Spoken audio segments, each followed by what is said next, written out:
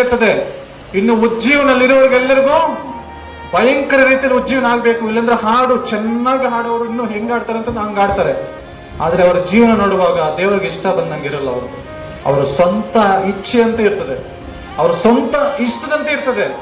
ಅವನ ಇಷ್ಟ ಬಂದಂಗೆ ಮಾಡ್ಬಿಟ್ಟು ಇಲ್ಲಿ ಬಂದು ಅವನಿಗೆ ಸ್ವರ ಕೊಟ್ಟಿದ್ದಾರೆ ಅಂತ ಹಾಡಾಡ್ಬೋದು, ವಾಕ್ಯ ಹೇಳ್ಬೋದು, ವಾಕ್ಯ ಸಾರ್ಬೋದು, ವಾಕ್ಯವನ್ನು ಓದ್ಬೋದು, ಪ್ರಾರ್ಥನೆ ಮಾಡ್ಬೋದು ಅಲ್ವಾ. ಆದ್ರೆ ಯಾರಿಗೆ ಇಷ್ಟ ಬಂದ ಹಾಗೆ ಜೀವಿಸ್ಬೇಕು ನಾವು ಕೊನೆ ಗಂಟ? ದೇವರಿಗೆ ಇಷ್ಟ ಬಂದ ಹಾಗೆ. ನಮಗೆಲ್ಲ ನನ್ನನ್ನು ಮೆಚ್ಚಿಸ್ಲಿಕ್ಕಲ್ಲ, ಸಭೆಯವರನ್ನು ಮೆಚ್ಚಿಸ್ಲಿಕ್ಕಲ್ಲ, ಇಲ್ಲಿರುವಂತ ಎಲ್ರಸನ್ನು ದೊಡ್ಡವರನ್ನು ಯಾರನ್ನು ಮೆಚ್ಚಿಸ್ಲಿಕ್ಕಲ್ಲ.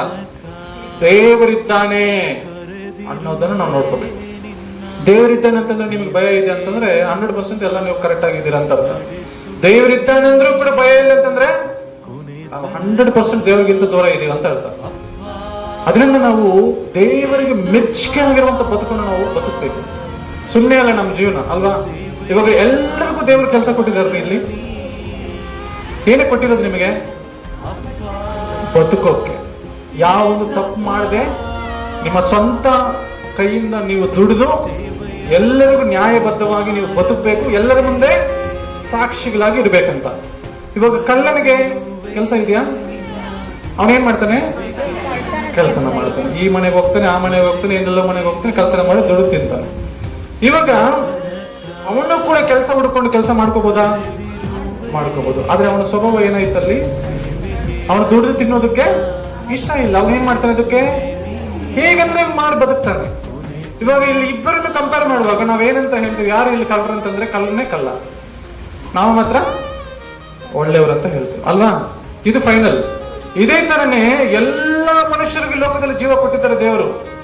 ನಿಮ್ಮ ಬದುಕನ್ನು ಒಂದಿನ ಯಾವ ತರ ನೀವು ಜೀವಿಸಿದ್ರಿ ಅಂತ ದೇವರೇನ್ ಮಾಡ್ತಾರೆ? ಅಲ್ಲಿ ಟ್ಯಾಲಿ ಮಾಡ್ತಾರೆ. ನಿಮ್ಮ ಅಕೌಂಟ್ಸ್ ಅಲ್ಲೂ ಚೆಕ್ ಮಾಡ್ತಾರೆ. ನೀವು ಎಂತಹ ಬದುಕನ್ನು ಬದುಕಿದ್ರಿ, ಎಂಥ ಜೀವನವು ನಿಮ್ಮದು, ಯಾವ ತರ ನೀವಿದ್ರಿ, ಎಷ್ಟರ ಮಟ್ಟಕ್ಕೆ ನನಗೆ ಭಯ ಪಟ್ರಿ, ಎಷ್ಟರ ಮಟ್ಟಿಗೆ ನನಗೆ ಬೆಲೆ ಕೊಟ್ರಿ, ಎಷ್ಟರ ಮಟ್ಟಕ್ಕೆ ನಿಮ್ಮ ಜೀವನವನ್ನು ನನಗಾಗಿ ಕೊಟ್ರಿ, ಆ ಲೋಕದಲ್ಲಿ ನನಗೆ ಇಷ್ಟೆಲ್ಲ ಕೊಟ್ಟರು ಕೂಡ ನೀವು ಏನು ಮಾಡಿದ್ರಿ, ಎಲ್ಲವನ್ನು ದೇವರು ಏನ್ ಮಾಡ್ತಾರೆ? ಕೇಳ್ತಾರೆ. ಅದಕ್ಕೆ ದೇವರಿಗೆ ಮೆಚ್ಚುಗೆಯಾಗಿ ನಾವು ಬದುಕಬೇಕು. ಇವಾಗ ರೋಡಲ್ಲಿ ಒಂದು 5,000 ರೂಪಾಯಿ ಅಥವಾ ಒಂದು 10,000 ರೂಪಾಯಿ ಅಮೌಂಟ್ ಅಲ್ಲಿ ಬಿದ್ದಿದ್ರೆ, ನಿಮ್ಮ ಮುಂದೆ ಅದು ಸಿಕ್ಕಿದ್ರೆ ನೀವು ತಗೊಂಡ್ಬಿಡ್ತೀರಲ್ಲ? ತಗೊಂಡ್ಬಿಡ್ತೀವಿ. ಫಸ್ಟ್ ತಗೋಬೇಕಾದು ತಗೋಬೋದ? ನಾವು ತಗೋಬಾರ್ದು ಅಲ್ವಾ. ಬೇರೆಯವ್ರ ಪರ ಏನದು 10 ಆಜ್ಞೆಗಳಲ್ಲಿ 10ನೇ ಆಜ್ಞೆ ಯಾವುದು? ನಿನ್ನ ನೆರೆಯವನ ಯಾವ ಸೊತ್ತನ್ನು ಆಶಿಸಬಾರದು ಅಲ್ವಾ. ನಿಮ್ಮದು ಯಾವುದನ್ನು ಏನು ಆಶಿಸಬಾರ್ದು ನಾವು ಅಲ್ವಾ. ಆದ್ರೆ ಎದುರುಗಡೆ ಸಿಕ್ಕಿದ್ರೆ ಏನ್ ಮಾಡ್ತೇವೆ ನಾವು? ಇಮಿಡಿಯೇಟ್ ಎಫೆಕ್ಟ್, ಟಕ್ಕಂತ ಜಾಬಿಗೆ ಹೋಗಿ, ಆಮೇಲೆ ಈ ಕಡೆ ಆ ಕಡೆ ಸ್ವಲ್ಪ ಏನಾದ್ರು ಯಾರಾದ್ರೂ ಇದ್ದಾರೆ ಅಂತ ನೋಡ್ಕೊಂಡ್ಬಿಡ್ತೇವೆ ಅಲ್ವಾ. ಇದನ್ನು ಯಾರು ನೋಡ್ತಾರೆ? ದೇವರು ನೋಡ್ತಾರೆ ಅಲ್ವಾ. ಎಲ್ಲಾ ವಿಷಯಗಳಲ್ಲಿ ನಾವು ನಂಬಿಕಸ್ಥರಾಗಿರ್ಬೇಕಂತ ವಚನದಲ್ಲಿ ಹೇಳಲ್ಪಟ್ಟಿದೆ. ಅದೇ ರೀತಿಯಲ್ಲಿ ನಾವು ಎಲ್ಲರೂ ತಿಳ್ಕೊಂಡಿರ್ಬೋದು, ಯವನಸ್ಥರು, ನಾನು ಇದುವರೆಗೆ ಏನೇ ತಪ್ಪು ಮಾಡಿಲ್ಲ ಅಂತ, ಯಾವ ಒಂದು ತಪ್ಪೇ ಮಾಡಿಲ್ಲ, ನಾನು ಪರ್ಫೆಕ್ಟ್ ಆಗಿದ್ದೀನಿ ಅಂತ. ಬಟ್ ನಿಮಗೆ ಅವಕಾಶ ಬಂದ್ರೆ ಗೊತ್ತಾಗ್ತಾರೆ ನಿಮಗೆ ಎಷ್ಟು ಒಂದು ಕಂಟ್ರೋಲ್ ಇದೆ, ನೀವೆಷ್ಟು ಪರ್ಫೆಕ್ಟ್ ಏನಾದ್ರೆ ನಿಮಗೆ ಅವಕಾಶ ಬಂದ್ರೆ ಗೊತ್ತಾಗುತ್ತೆ ಅಲ್ವಾ. ಅವಕಾಶ ಇಲ್ಲದೆ ಜೈಲಲ್ಲಿರೋ ವ್ಯಕ್ತಿಗೆ, ನಾನು ಇದಕ್ಕೆ ಮುಂಚೆ ಹೇಳಿದ್ದೆ, ಜೈಲಲ್ಲಿರೋ ವ್ಯಕ್ತಿಗೆ ಹೋಗಿ ನೀನು ಕುಡಿದು ಮಜಾ ಮಾಡಪ್ಪ, ವ್ಯಭಿಚಾರ ಮಾಡಪ್ಪ ಅಂತಂದ್ರೆ ಅಲ್ಲಾಗತ್ತಾ?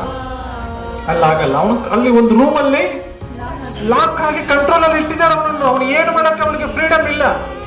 ಆದ್ರೆ ಲೋಕದಲ್ಲಿರುವವನಿಗೆ ಎಲ್ಲಾ ಫ್ರೀಡಮ್ ಇದೆ. ಎಲ್ಲ ಮಾಡ್ಲಿಕ್ಕೆ ಅವಕಾಶ ಇದ್ರೂ ಮಾಡದೇ ಇರುವವನು ಪರ್ಫೆಕ್ಟ್ ಅಲ್ವಾ.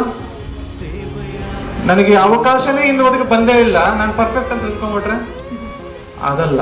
ಫಸ್ಟ್ ನಿಮಗೆ ಆ ಶೋಧನೆ ಆಗ್ಬೇಕು, ಶೋಧನೆಯಲ್ಲೇ ನೀವು ಜಯಿಸ್ಬೇಕು, ಅವಾಗ ನೀವು ವಿನ್ನರ್.